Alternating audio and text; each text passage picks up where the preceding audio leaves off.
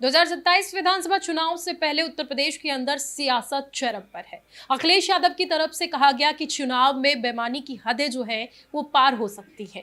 रामधन चुराने वाले इसमें भी गड़बड़ी कर सकते हैं। इसी मुद्दे पर बातचीत करने के लिए हमारे साथ बीजेपी प्रवक्ता दिनेश प्रताप जी हैं।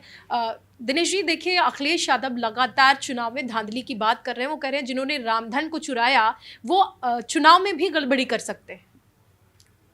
राम धन को चुराया नहीं। राम प्रभु श्री राम हमारे आराध्य हैं और हमारी पीढ़ियां खप गई हैं और सिर्फ हमारा पसीना नहीं बहा है, हमारा खून बहा है राम मंदिर के निर्माण के लिए। और एक खून बहाया किसने?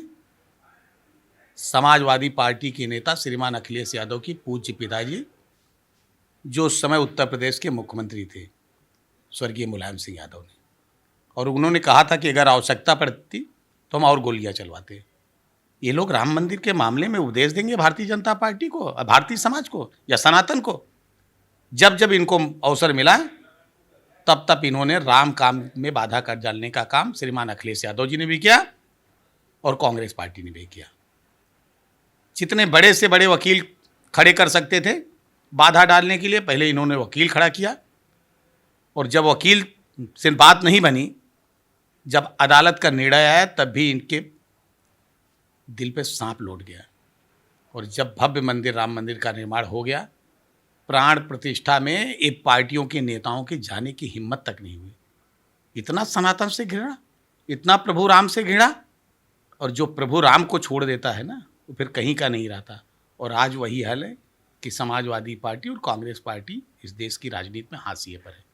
अभी देखिए, अखिलेश यादव से जब भी सवाल किया जाता है कि इतना वक्त बीत गया है राम मंदिर बने हुए, आप प्रभु श्री राम के दर्शन के लिए क्यों नहीं गए, तो उनका अक्सर जवाब होता है कि गृह मंत्री अमित शाह क्यों नहीं गए।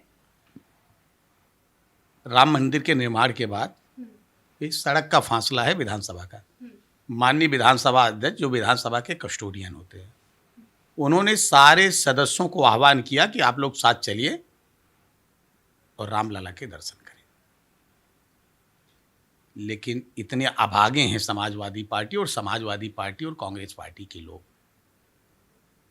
कि विधानसभा अध्यक्ष, मुख्यमंत्री जी और विधानसभा अध्यक्ष खुद गए, लेकिन इतने अभागे हैं कि प्रभु राम के दर्शन नहीं कर पाए। कैसे कर पाएंगे?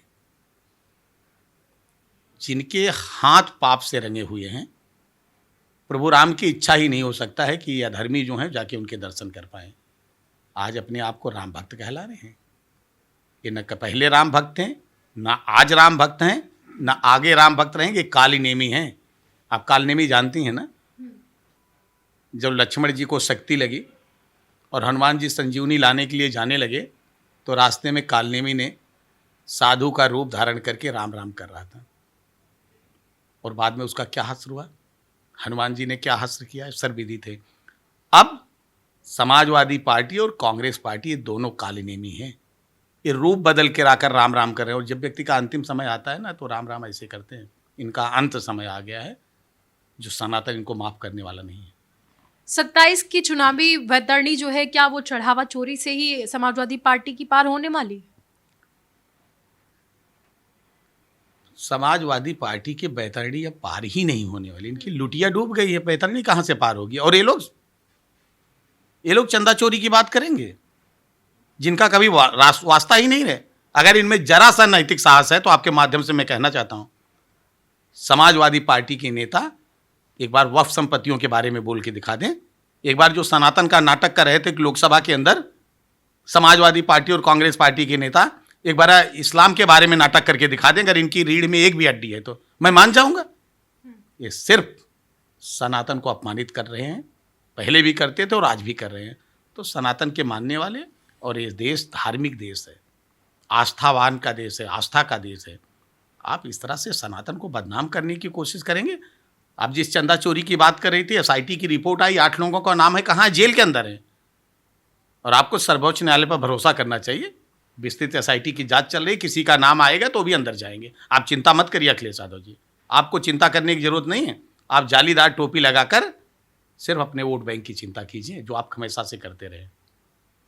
तो देखिए, जिस तरीके से हमेशा से राम मंदिर उत्तर प्रदेश में चर्चा का विषय रहा, इस बार भी राम मंदिर पर ही सियासत करने की पूरी कोशिश की जा रही है और बीजेपी की तरफ से कहा जा रहा है कि अखिलेश यादव को अपनी पार्टी की नीतियों पर भरोसा करना चाहिए, ना कि राम मंदिर के लिए।